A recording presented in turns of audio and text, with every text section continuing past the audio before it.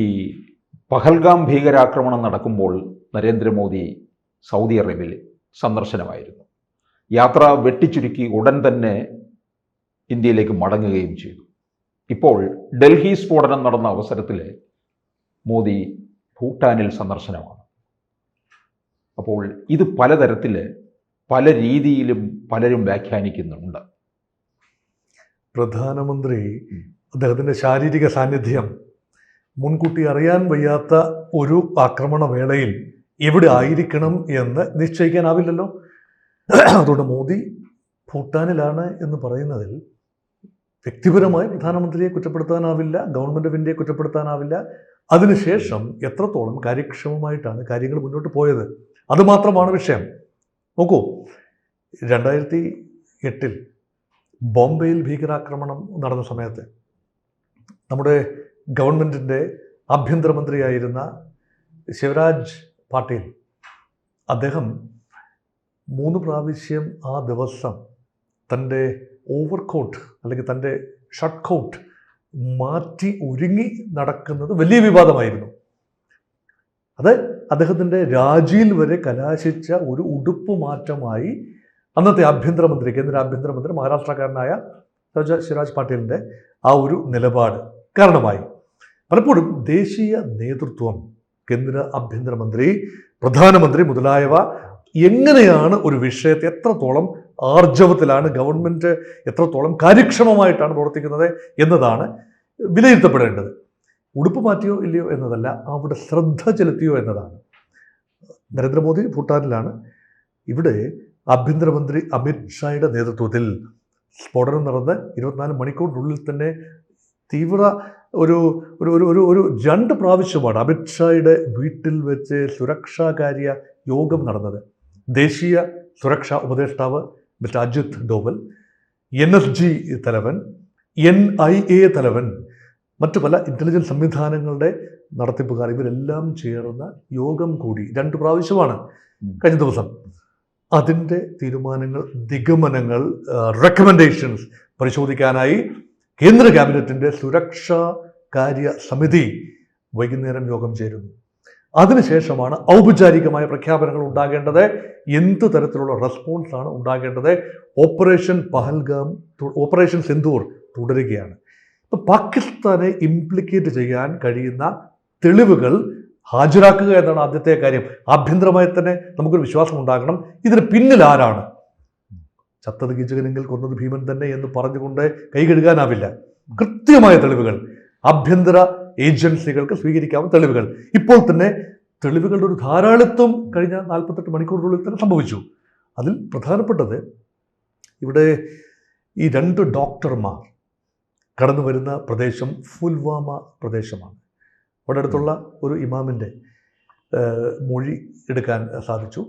അപ്പോൾ ഈ സ്ലീപ്പർ സെല്ലുകൾ പ്രവർത്തിക്കുന്നത് എങ്ങനെ എന്നതിൻ്റെ രീതിശാസ്ത്രം വളരെ ശാസ്ത്രീയമായി തന്നെ കണ്ടെത്താനുള്ള ശ്രമം അന്വേഷണ ഏജൻസികൾ നടത്തുന്നുണ്ട്. ഒരു ലേഡി ഡോക്ടർ ഇൻവോൾവ് ആണ്. ആശുപത്രിയിൽ ജോലി ചെയ്യുന്ന ഒരു ലേഡി ഡോക്ടർ. അവരുടെ കാറിൽ നിന്നാണ് AK-47 റൈഫിൾ പിടിച്ചെടുക്കാൻ കഴിഞ്ഞത്. അത് അദ്ദേഹത്തിൻ്റെ ഈ കാമുകൻ തൻ്റെ സുരക്ഷയ്ക്ക് വേണ്ടി അവിടെ കരുതിയതാണ് എന്ന മൊഴിയാണ് കൊടുത്തിരിക്കുന്നത്. ഇതൊക്കെ വെളിയിൽ വന്ന പബ്ലിക് ഡിബേറ്റിൽ വന്ന കാര്യങ്ങളാണ്. ഇവിടെ അന്വേഷണ ഏജൻസികൾ ഈ ആക്രമണം നടത്തുന്നതിന് മുൻപ് തന്നെ ഇങ്ങനെയുള്ള ഒരു വൈറ്റ് കോളർ ടെറർ സാന്നിധ്യം, പുതിയ വാക്കാണല്ലോ, വെള്ളക്കോളർ ഭീകരത, അതിൻ്റെ ഒരു സാധ്യതയെക്കുറിച്ച് ഒരു സൂചന ഉണ്ടായിരുന്നു. 4 ഡോക്ടേഴ്സ് ഇൻവോൾവ് ആണ്. 8 പേർ അറസ്റ്റ് ചെയ്യപ്പെട്ടു. അതിനകത്ത് 3 പേർ ഡോക്ടേഴ്സാണ്. ഒരാൾ സ്ഫോടനത്തിൽ മരിക്കുന്നു. ഡോക്ടർ ഉമർ നബി, അദ്ദേഹമാണ് ഈ സംഘത്തിൻ്റെ തലവനെന്നാണ്. വിദ്യാസമ്പന്നരെ തന്നെ ഉപയോഗിച്ചു. വിദ്യാസമ്പന്നരെ ഉപയോഗിച്ചുകൊണ്ട്, പ്രൊഫഷണലുകളെ ഉപയോഗിച്ചുകൊണ്ട് ഒരു നൂതനമായ പന്ഥാവ് വെട്ടിത്തുറക്കുകയാണ് ഭീകരന്മാർ. അത് ജയ്ഷെ മുഹമ്മദിൻ്റെ ഒരു വിങ് ആണ് എന്ന രീതിയിലാണ് ഇപ്പോൾ അന്വേഷണം. ആ ലേഡി ഡോക്ടറെ കുറിച്ചുള്ള അന്വേഷണത്തിൽ ചില സൂചനകൾ ലഭിക്കുന്നത് ജയ്ഷെ മുഹമ്മദിൻ്റെ ഒരു ലേഡി വിങ് ഇന്ത്യയിൽ പ്രവർത്തനക്ഷമമാകുന്നു. അതിൻ്റെ ചുമതലയിലേക്ക് നിയോഗിക്കപ്പെട്ട ലേഡി ഡോക്ടറാണ് അറസ്റ്റ് ചെയ്യപ്പെട്ട വനിത. അവരെ തീവ്രമായ വിചാരണയ്ക്ക് ഇപ്പോൾ ചോദ്യം ചെയ്യലിന് വിധേയമാക്കിക്കൊണ്ടിരിക്കുന്നു. ഇതെല്ലാം കാര്യക്ഷമതയോടുകൂടി തന്നെ അന്വേഷണം മുന്നോട്ട് പോകുന്നു എന്നത് തന്നെയാണ് സൂചന. ഈ അതുകൊണ്ട് കാശ്മീർ പ്രശ്നം എന്നും നിൽക്കണമെന്ന് തന്നെയാണ് പാകിസ്ഥാൻ ആഗ്രഹിക്കുന്നത്. അതുകൊണ്ട് തന്നെയാണ് അവിടെയുള്ള വിദ്യാസമ്പന്നരെ ഉപയോഗിച്ചത്. കാശ്മീരിലെയും വടക്കേ ഇന്ത്യ, ഹരിയാനയിലെ പ്രദേശങ്ങൾ കേന്ദ്രീകരിച്ചാണ് ഇപ്പോൾ കൂടുതലും നീക്കങ്ങൾ നടക്കുന്നത്. ഫരീദാബാദിൽ ഉള്ള ഒരു മെഡിക്കൽ കോളേജിലെ ഡോക്ടർമാരാണ്, വെറും ഡോക്ടർമാർ മാത്രമല്ല, പ്രൊഫസേഴ്സാണ് അവർ. വിദ്യാസമ്പന്നരാണ്, കുട്ടികൾക്ക് 4 അക്ഷരം പറഞ്ഞു കൊടുക്കുന്നവർ, ജീവൻ സംരക്ഷിക്കുന്നവർ, അവരാണ് ഡോക്ടേഴ്സ്. അവർ ജീവൻ എടുക്കുന്നവരായി മാറുന്നുവെങ്കിൽ എത്രത്തോളം തീവ്രമാണ് ഇൻഡോക്ട്രിനേഷൻ, ഇല്ലേ? റാഡിക്കൽ ആശയങ്ങൾ, അതെന്തുമായിക്കൊള്ളട്ടെ, മതത്തിൻ്റെ പേരിലോ സംസ്കാരത്തിൻ്റെ പേരിലോ വിമോചനത്തിൻ്റെ പേരിലോ എന്തിൻ്റെ പേരിലാണെങ്കിലും ചില ആശയങ്ങൾ മനുഷ്യ മനസ്സിലേക്ക് സന്നിവേശിപ്പിക്കുമ്പോൾ അവിടെ ബുദ്ധിമാന്മാർ വേറിട്ട് ചിന്തിക്കും എന്ന നിഗമനം തെറ്റിയിരിക്കുന്നു. മുൻകാലങ്ങളിൽ പറയുമായിരുന്നു, ബോംബെ ആക്രമണത്തിന് പിടിയിലായ ആമിർ അജ്മൽ കസബ് കാര്യമായ വിദ്യാസമ്പന്നനല്ല, ചെറുപ്പക്കാരൻ, 21 വയസ്സോ മറ്റേ ഉള്ളൂ. അദ്ദേഹം തീവ്രമായ റാഡിക്കലൈസേഷൻ വിധേയപ്പെട്ട ഒരു മനസ്സാണ്. അങ്ങനെയല്ല. വേൾഡ് ട്രേഡ് സെൻറ്റർ ആക്രമണത്തിൽ പങ്കെടുത്ത ആളുകൾ എല്ലാവരും വിദ്യാസമ്പന്നരാണ്, ഫ്ലൈറ്റ് പറത്താൻ കഴിയുന്ന പൈലറ്റുമാരാണെന്ന് ഓർക്കണം. അപ്പം ഇതിവിടെ പുതിയ തീവ്രവാദികൾ സ്റ്റേറ്റ് സ്ട്രോങ് ആകുന്നതോറും, ഇന്ത്യൻ രാഷ്ട്രം ശക്തി ആർജിക്കുന്നിടത്തോളം, നമ്മുടെ സംവിധാനങ്ങൾ ബലപ്പെടുന്നിടത്തോളം അതിനെ അതിലംഘിക്കാൻ കഴിയുന്ന ഇടങ്ങൾ കണ്ടെത്തുകയാണ്, ജനവിഭാഗങ്ങളെ കണ്ടെത്തുകയാണ്, അവരെല്ലാം വളർത്തിക്കൊണ്ടുവരികയാണ്. അതുകൊണ്ട് വിദ്യാസമ്പന്നരെന്നോ അല്ലാത്തവരെന്നോ വേർതിരിവില്ലാതെ ഭീകരർ എല്ലാ ഇടങ്ങളിലേക്കും പ്രവേശിച്ചിരിക്കുന്നു. അവരിപ്പോൾ സൈലൻ്റാണ്. ഇപ്പോൾ ആ സൈലൻ്റ് ആയിരുന്നു. ഈ കാറ് പൊട്ടിത്തെറിച്ചു, I-20 കാർ ഒരു പ്രത്യേക സ്ഥലത്ത് വെച്ച്, അതായത് ലാൽ ഖിലയുടെ സമീപത്ത് വെച്ച് ഒരു ജംഗ്ഷനിൽ പൊട്ടിത്തെറിക്കുന്നു. കാര്യമായ ആളപായം ഉണ്ടായില്ല, 12 പേരാണ് മരിക്കുന്നത്. വലിയ ജനത്തിരക്കുള്ള ഒരു സ്ഥലത്തായിരുന്നുവെങ്കിലോ? അപ്പോൾ ഇതിൻ്റെ സാധ്യത ആകസ്മികമായി സംഭവിച്ചതാണ്. പക്ഷേ ബറക് അന്വേഷണ ഏജൻസികളുടെ മുന്നിൽ 2900 കിലോഗ്രാം സ്ഫോടക വസ്തുക്കൾ, അമോണിയം നൈട്രേറ്റ് ഉൾപ്പെടെയുള്ള സ്ഫോടക വസ്തുക്കൾ അല്ലെങ്കിൽ കെമിക്കൽസ് പിടികൂടിയിട്ടുണ്ട്. 20 ഡെറ്റോണേറ്റേഴ്സ്. അതിനർത്ഥം എന്താ? 20 ഇടങ്ങളിൽ സ്ഫോടനം നടത്താനുള്ള മിനിമം പദ്ധതി ഈ ഡോക്ടർമാർക്കുണ്ടായിരുന്നു എന്നല്ലേ അർത്ഥം. 80 കിലോ സ്ഫോടക വസ്തുക്കൾ ഈ പൊട്ടിത്തെറിച്ച കാറിനുള്ളിൽ ഉണ്ടായിരുന്നു എന്ന് പറയുമ്പോൾ 3000-ഓളം കിലോഗ്രാം സ്ഫോടക വസ്തുക്കൾ ഡൽഹിയുടെ എന്നല്ല, ഇന്ത്യയുടെ പല ഭാഗത്തേക്ക് വിന്യസിക്കപ്പെടാമായിരുന്നു. ഇപ്പൊ 2 ഇന്റലിജൻസ് റിപ്പോർട്ടാണ് വരുന്നത്. ഒന്ന് മുൻപിൽ വന്ന റിപ്പോർട്ടാണ്. അതനുസരിച്ച് ഈ നമ്മുടെ മോദി സന്ദർശനം ദീപാവലി സമയത്തെ സൗത്ത് ഈസ്റ്റ് ഏഷ്യ സാർക്ക് സമ്മേളനത്തിൽ പങ്കെടുക്കുന്നതിന് പോകണ്ട എന്ന് തീരുമാനിച്ചതിന് പിന്നിൽ, നമ്മൾ നരേന്ദ്രമോദിയെക്കുറിച്ച് സംസാരിച്ചുകൊണ്ടാണല്ലോ ഈ ചർച്ച തുടങ്ങിയത്. ഇതിന് പിന്നിൽ ട്രംപിനെ അവിടെ വെച്ച് കാണേണ്ടി വരും, അതൊഴിവാക്കാൻ വേണ്ടി മോദി സന്ദർശനം വെട്ടിച്ചുരുക്കി എന്ന നിഗമനം പലയിടത്തും ഉണ്ടായിരുന്നു. പക്ഷെ മറ്റൊന്നുകൂടി ചേർത്ത് വായിക്കേണ്ടതുണ്ട്. ദീപാവലിയോട് അനുബന്ധിച്ച സമയത്ത് എപ്പോഴെങ്കിലും വൻ ഭീകരാക്രമണം നടത്താനുള്ള സാധ്യതയുണ്ട് എന്ന് ഇന്റലിജൻസ് ഏജൻസികൾ റിപ്പോർട്ട് ചെയ്തിരുന്നു. അവിടെ പ്രധാനമന്ത്രി സ്ഥലത്തുണ്ടാകണം ആ ഒരു സമയം നേരിടാനായി. അങ്ങനെയും ചിന്തിച്ചു കൂടായികയില്ലല്ലോ. അവിടെ ആ ഒരു ആക്രമണം, ദീപാവലി സമയത്ത് ആക്രമണം ഉണ്ടായില്ല. ദീപാവലിക്ക് ശേഷം ഒരുപക്ഷെ അന്ന് ഉപയോഗിക്കാൻ വെച്ചിരുന്ന സ്ഫോടക വസ്തുക്കളാവാം. അല്ല എങ്കിൽ ഇപ്പോൾ പുതിയ ഇന്റലിജൻസ് റിപ്പോർട്ട് വന്നിരിക്കുന്നു.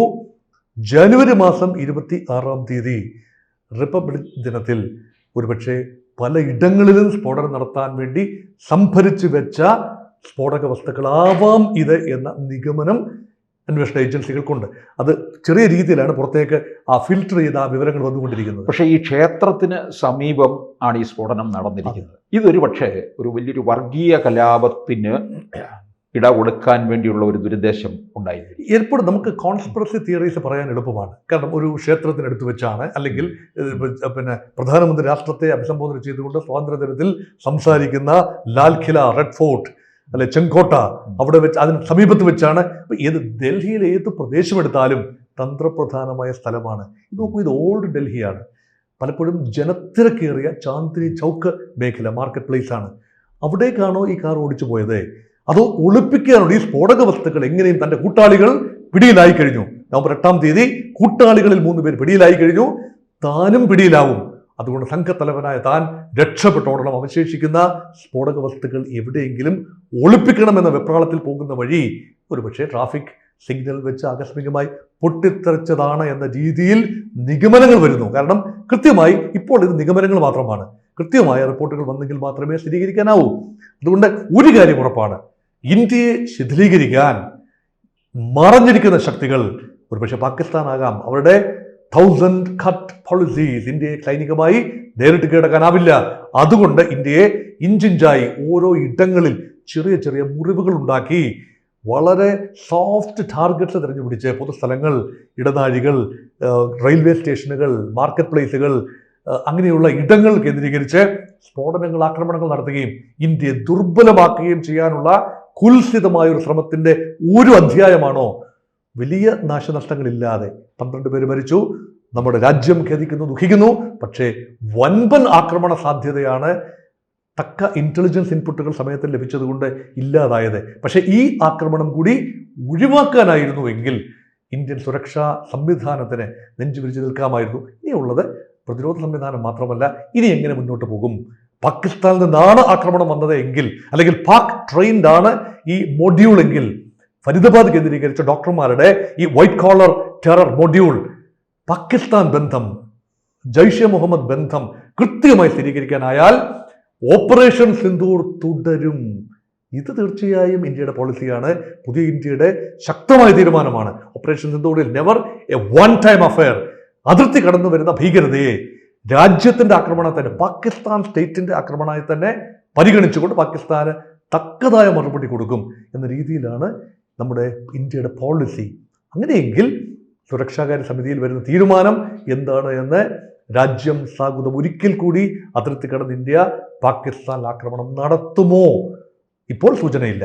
പക്ഷേ അങ്ങനെ ഒരു തീരുമാനമാണ് വരുന്നതെങ്കിൽ സൈന്യത്തിനൊരു ഫ്രീ ഹാൻഡ് കൊടുക്കാനുള്ള സാധ്യത മുൻപ് ചെയ്തതുപോലെ തന്നെ ഓപ്പറേഷൻ സിന്ദൂർ സമയത്ത് സൈന്യത്തിനൊരു ഫ്രീ ഹാൻഡ് കൊടുത്തു, അതുപോലെ തന്നെ ഒരു ഫ്രീ ഹാൻഡ് കൊടുക്കാൻ സാധ്യതയുണ്ട്. ഇതൊക്കെയാണ് ഇപ്പോൾ ഈ നിമിഷം ചർച്ച ചെയ്യുന്ന പ്രധാനപ്പെട്ട വിഷയങ്ങൾ. കൂടുതൽ വാർത്തകളും വിശേഷങ്ങളും നിങ്ങളിലേക്ക് എത്താൻ ABC മലയാളം സബ്സ്ക്രൈബ് ചെയ്യുക, ബെൽ ബട്ടണും അമർത്തുക.